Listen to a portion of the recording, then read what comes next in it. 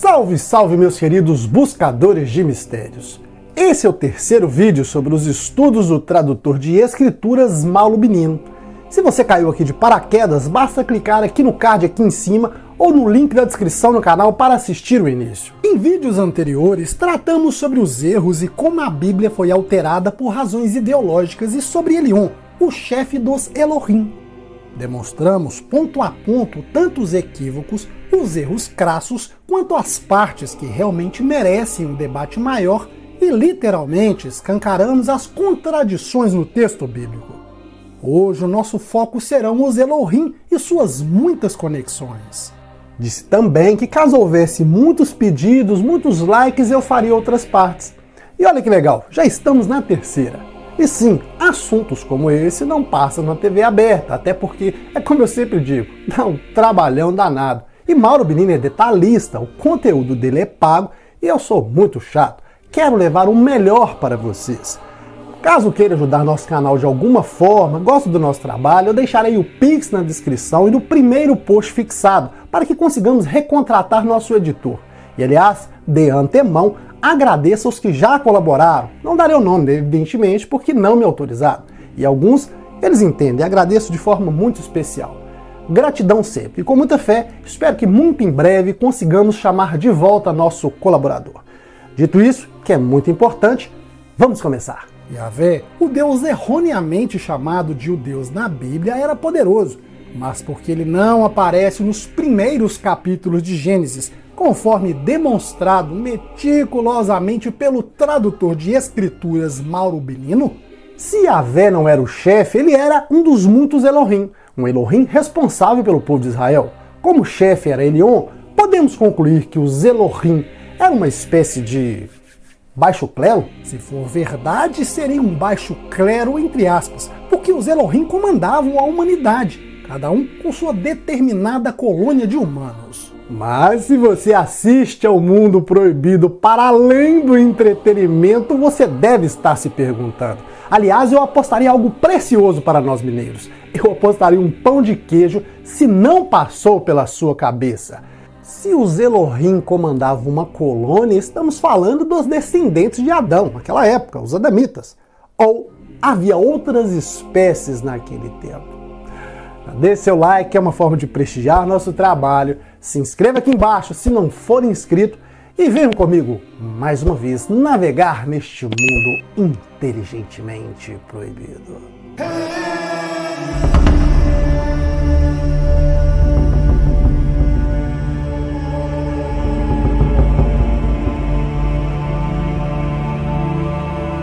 Quando tratamos sobre a criação da humanidade, surgem grandes questões e muitos enigmas. No entanto, querendo ou não, sempre caímos no debate antigo de religião versus visão científica. E de uns anos para cá, para colocar fogo no parquinho, ganharam repercussão outras teorias, como por exemplo, a dos antigos astronautas. Talvez por esse motivo muitas pessoas ficaram chocados quando estudiosos do calibre de Mauro Benino dizem: a Bíblia não fala de Deus, seu autor ou seus autores nunca tiveram essa intenção. Ou como não se atentar quando Bart Ehrman, atualmente considerado como o maior biblista entre todos, dedica um livro completo para tratar exatamente sobre isso. O que Jesus disse, o que Jesus não disse. Pessoal, nós somos criaturas racionais, movidos pela curiosidade. Temas assim significam que vão além do entretenimento. Então, nos deparamos com esses personagens que, diferente de você e de mim, dedicaram muitos e ainda dedicam muitos anos de suas vidas estudando as Escrituras. Mas por que nos intriga? Pelo assunto? Pela abordagem diferente de tudo que vemos por aí? Não. É pela coragem. Eles escancaram as maquinações dos seres humanos, frutos das doutrinações dogmáticas e religiosas. Contudo, de fato, são vários estudiosos das escrituras hebraicas que apontam erros crassos dos autores judeus. Pense em Menachem Cohen, da Universidade de Tel Aviv, um professor que dedicou 30 anos de sua vida estudando as escrituras. Resultado, ele encontrou entre 1.500 a 2.000 erros. A Bíblia está repleta de erros. A história é muito mais interessante do que se parece. E isso nos leva ao seguinte ponto. Afinal, o que realmente aconteceu naquele tempo. E a história dos supostos anjos caídos seduzindo mulheres, ou melhor, alguns dizem que na verdade os anjos abduziram mulheres adâmicas e geraram uma espécie hibridizada, os Nefilim. Mas para entender o que aconteceu naquele tempo, precisamos observar com cuidado a vida de alguns personagens bíblicos importantes: Caim, Enosh, Yared, Enoque, Lameque e Noé. Hoje me expulsas dessa terra e eu serei escondido da tua face. Serei errante e fugitivo por toda a terra, e quem me encontrar me matará. Mas se Adão e Eva estavam mortos, quem poderia matar Caim? A Bíblia relata que o Senhor coloca um sinal no rosto de Caim com o objetivo de protegê-lo, isto é, para que ninguém fosse capaz de tirar a sua vida.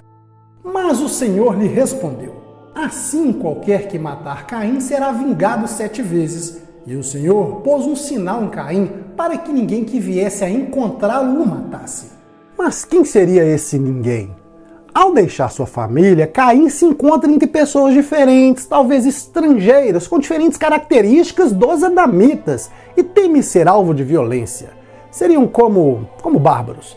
Alguns estudiosos argumentam que esse receio reflete o temor de Caim ser morto por seus próprios parentes. Dias depois do nascimento de Sete, Adão viveu mais 800 anos e teve outros filhos e filhas. Mas isso significa a possível existência de outros filhos de Adão e Eva, não? Com Caim nasceu uma irmã gêmea e com Abel nasceram 2. Mauro Bilino nos lembra um ponto interessante. Quando os Elohim estavam envolvidos nos nascimentos, muitas vezes eram gêmeos que vinham ao mundo. Isso se alinha perfeitamente à ideia de que os Elohim frequentemente auxiliavam os humanos nos nascimentos de gêmeos. Isso significa que o sinal ou marca colocada no rosto de Caim não era para se proteger de suas irmãs gêmeas, uma vez que elas já o conheciam desde o nascimento.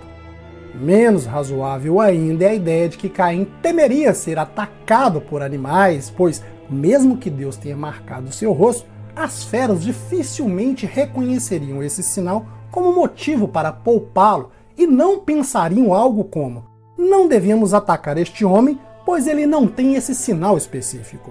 Essas curiosidades nos mostram 3 coisas: que a maneira como a história é contada, na verdade, é menos lógica e coerente quando lida da maneira não convencional.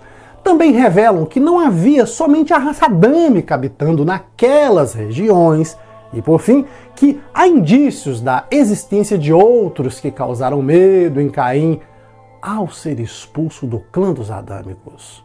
A Bíblia, ao destacar o nome do primogênito, segue um padrão consistente.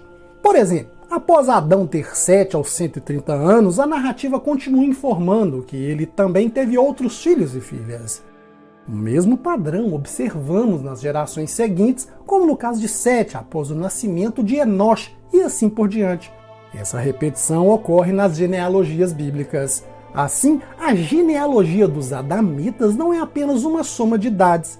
Devido à longevidade desses personagens, eles viveram ao mesmo tempo. Isso também se aplica a todos os filhos e filhas que cada um teve ao longo de suas vidas prolongadas. Então imagine o seguinte: imagine uma comunidade de adamitas formada por centenas, talvez milhares de pessoas, já que cada um teve seus próprios filhos e filhas e, consequentemente, esses descendentes também deram origem às novas gerações. Essa população, portanto, se tornava cada vez mais numerosa. No nascimento de Sete há um detalhe importante para entender como os Elohim agiam. Sete é considerado o 3º filho, porque Caim matou Abel e se afastou do clã antes de Adão e Eva conceberem Sete. Adão foi feito à imagem e semelhança de Deus e criou macho e fêmea.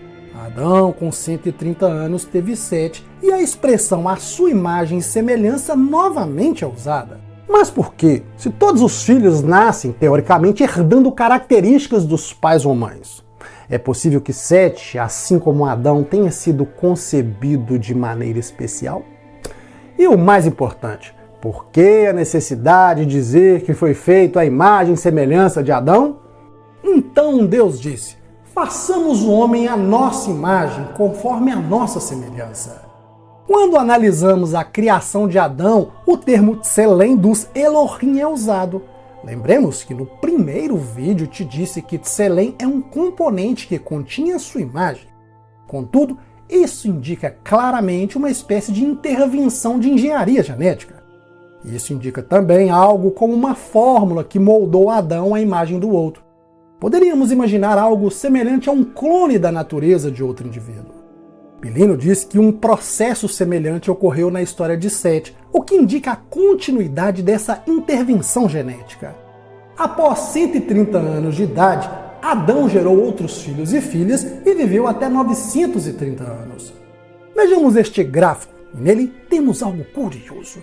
Nele você pode ver que Adão viveu simultaneamente com Sete, Cainã, Malaleu e Yared. As idades não devem ser simplesmente somadas, mas sobrepostas. Após Yared, a história nos leva a Enoque, contemporâneo de Jerusalém, e Lameque, pai de Noé. Isso sugere que Adão faleceu pouco antes do nascimento de Noé. No entanto, considerando o que falamos anteriormente sobre Sete, talvez isso tenha ocorrido um pouco antes da própria criação de Noé. Bem, mas vamos continuar. Isso significa que temos uma extensa genealogia de pessoas que não apenas se conheciam, mas provavelmente viveram juntas, pelo menos no mesmo território. Bilino nos mostra algo mais interessante. O texto de Gênesis relata que quando Sete atingiu a idade de 105 anos, ele gerou Enos. Mas por que tudo isso aconteceu na época de Enosh? Vejamos um episódio extraordinário dessa época, descrito no Gênesis. Adão conheceu novamente sua mulher e ela deu à luz a um filho e o chamou de Sete, dizendo: Deus me concebeu outro filho no lugar de Abel, visto que Caim o matou. A Sete também nasceu um filho e ele o chamou de Enos. Naquela época as pessoas começaram a invocar o nome do Senhor. Mauro Bilino aponta que no tempo de Enos, cerca de 235 anos após Adão, algo extraordinário aconteceu. As pessoas passaram a invocar o nome de Yahvé. Durante esse período, as pessoas começaram a chamar o nome de Deus pelo seu nome real. Essa prática teve início quando Adão tinha 130 anos, teve um filho à sua semelhança, conforme a sua imagem, e o chamou de Sete. E aqui temos uma parte fundamental. Essa mudança marcou um momento na relação entre a humanidade e Deus, indicando um despertar espiritual ao longo do tempo. Pense se isso não está acontecendo de uns anos para cá. No nascimento de Adão até o nascimento de Sete se passaram 130 anos. Quando Sete tinha 105 anos, tornou a ser pai e gerou um filho, ao qual deu o nome de Enos. Portanto, somando esses dois períodos, temos um total de 235 anos desde o início da humanidade com Adão até o nascimento de Enos. Contudo, isso nos revela algo muito, mas muito inesperado. Se o texto bíblico destaca que o nome de Yahvé começou a ser invocado na época de Enos, isso significa que nos tempos anteriores, desde Adão até Sete, isso não acontecia. Não havia a prática de invocar o nome de Deus? Isso significa que quando os Elohim, esses seres divinos, criaram os Adamitas e governaram o Jardim do Éden, não mencionaram o nome de Yahvé, pelo menos nessa fase inicial. O termo Yahvé só aparece mais tarde na história. Se examinarmos cuidadosamente a Bíblia, é fácil entender porque Yahvé não participou no início da obra da criação da Terra, muito menos da espécie de seres humanos conhecidos como Adamitas. Nesse estágio da história, ainda não era necessária a intervenção direta do Elohim guerreiro, do Elohim militar. Em vários textos, Yahvé é descrito como um deus militar, isto é, na Bíblia hebraica, o Nutanakh é Adonai, que significa Senhor dos Exércitos ou Senhor dos Exércitos Celestiais. No início da restauração do Éden, os Elohim se dedicaram à produção de alimentos, tanto vegetais quanto animais. Especificamente, interagiram com um novo grupo étnico criado para trabalhar no jardim, localizado na região chamada Éden. Dessa forma, não há justificativa de se ter um Elohim com características de Yahvé, por uma razão muito simples. Não há sentido, necessidade ou utilidade de se ter um Elohim guerreiro para essa reconstrução.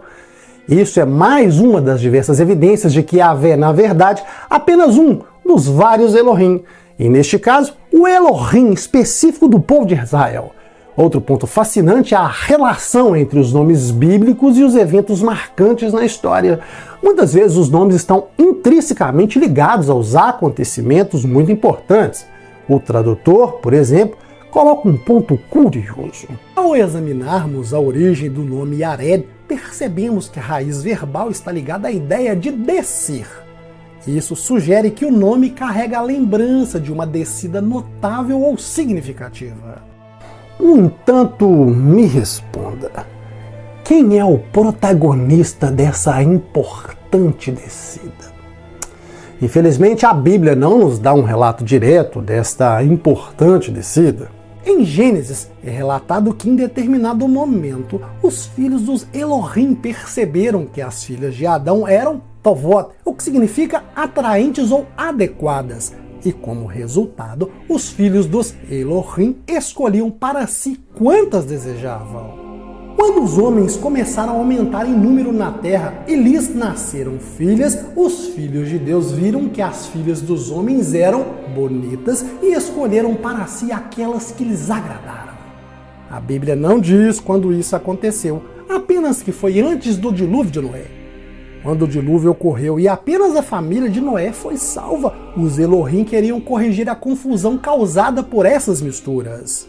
Bem, na época de Yared houve a grande descida e encontramos essa descrição em um local muito interessante. Encontramos nos apócrifos do Antigo Testamento, especialmente no livro dos Vigilantes. Nele, nos deparamos com a história dos famosos filhos de Deus, os 200 anjos rebeldes que desceram à terra e raptaram mulheres da linhagem de Adão. Todavia, os filhos dos Elohim escolheram essas mulheres como companheiras e fizeram o quê? Compartilharam conhecimentos que não deveriam, uma vez que essas informações eram destinadas exclusivamente aos Elohim. E aconteceu que os filhos dos Adamitas que nasceram naqueles tempos aumentaram, e as meninas bonitas nasceram para eles. E esses filhos do céu os viram, se apaixonaram por eles e disseram entre si: venham, vamos escolher mulheres entre os filhos dos homens e vamos ter filhos. E Samiasa, o líder, disse a eles: temo que possa ser o que vocês não queiram que isso seja feito, pois só eu pagarei a pena por este grande pecado. Aqui temos o líder Samiasa alertando sobre as consequências e punições dos Elohim. Se descobrirem, eu serei o único a pagar por isso. No entanto, os 200 companheiros discordaram e selaram um acordo e desceram ao Ardiz, que é o topo do monte. Em razão do juramento, o monte passou a se chamar Armon ou Hermon. Entretanto, as coisas não são bem assim. Plínio chama atenção para as notas de Sincelo, estudioso bizantino do século 8 a 9 d.C. De acordo com Sincelo, desceu para o Ardiz está incorreto. Mas não apenas ele, de fato, mais de 5 autores alertam para os equívocos dessa tradução. Ardiz em aramaico e também baseado no grego, em vez de ler eles desceram em Ardiz, o correto é eles desceram ao tempo de Yared. E aqui temos uma explicação clara da descida. Descida na qual os redatores da Bíblia, por volta do século VI, optaram por modificar. Essa descida justifica o batismo de Yared com este nome, com a designação para um evento importante, conforme detalhado e explicado na nota. Mas vamos deixar as coisas mais interessantes. Vejamos a explicação de Rashi sobre essa parte de Gênesis. O termo Bela é escrito dessa forma para indicar que, quando as filhas dos Adamitas se tornaram mulheres bonitas para o casamento, uma pessoa influente entrava. Uma pessoa poderosa entrava e a possuía primeiro. Esse tipo de comportamento era conhecido como ius primar noctis, o direito da primeira noite, um padrão na Idade Média em que o senhor feudal se atribuía o direito, especialmente se a nova esposa fosse bonita, de deitar-se com ela na primeira noite do casamento antes de seu marido. Mas, meus caros amigos e digníssimas amigas, vamos piorar as coisas. Segundo Rashi, algo pior e além disso acontecia antes, na época dos filhos de Deus, dos Benai Elohim, aqueles que desceram dos céus. Isso era feito até mesmo com mulheres casadas, homens e animais. Evidentemente, falar sobre sexo dos anjos ao descrever os filhos dos Elohim, muitas vezes considerados anjos caídos ou malaquim caídos, é algo intrigante. Todos esses eventos ocorreram durante o período da significativa descida na época de Yared. Agora, talvez essa narrativa ajude a compreender os acontecimentos que se seguem. Vamos falar objetivamente, sem frescuras e no popular. Yared tem um filho chamado Enoque. Quem conhece o livro de Enoque não precisa estudá-lo, basta conhecer um pouquinho da sua história, chega à conclusão, sabe do óbvio. Enoque era um indivíduo especial. Aos 365 anos ele deixa a terra, é arrebatado ou abduzido pelos filhos de Deus, os Benai Elohim. Agora se pergunte, por que Enoque e não outros personagens bíblicos? É possível que ele tenha sido tratado como alguém da família dos Elohim? A Bíblia é enfática, Enoque andou com Deus. E depois que gerou Matusalém, Enoque andou com Deus 300 anos e teve outros filhos e filhas. Enoque viveu 365 anos, andou com Deus e não foi mais visto, pois Deus o havia arrebatado. Deus honrou o tamanho de sua fé, já que Enoque foi um indivíduo que andou com Deus. Isso não é pouca coisa, certo? Errado, a fé de Enoque era fraca, porque se ele fosse um homem realmente abençoado em comparação com os outros livros, o livro de Enoque estaria na Bíblia.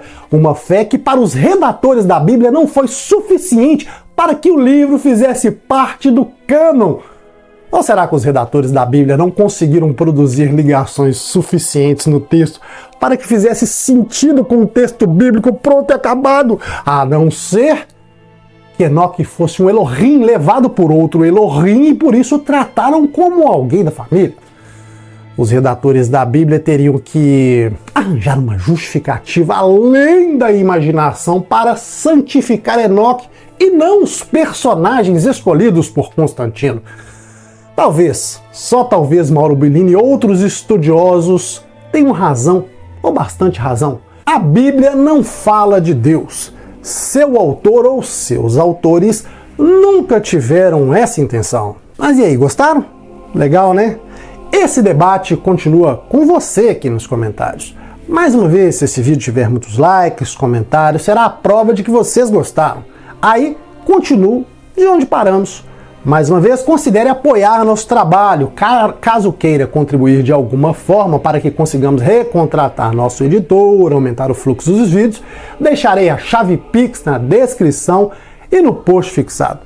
Por fim, meus queridos e minhas queridas, me contem, é ou não interessante quando olhamos para o texto bíblico sem olhar dogmático? Muda tudo, não? E olha que a história só está no começo, dá um trabalhão danado, mas acho que conseguiremos chegar em quem precisa. Mais uma vez agradeço ao professor Mauro Bellini por essas oportunidades e a você por sua audiência, por sua companhia e por sua paciência com esse Hellis Mortal. Eu sou Wagner Souza, um forte abraço e a bola está com você.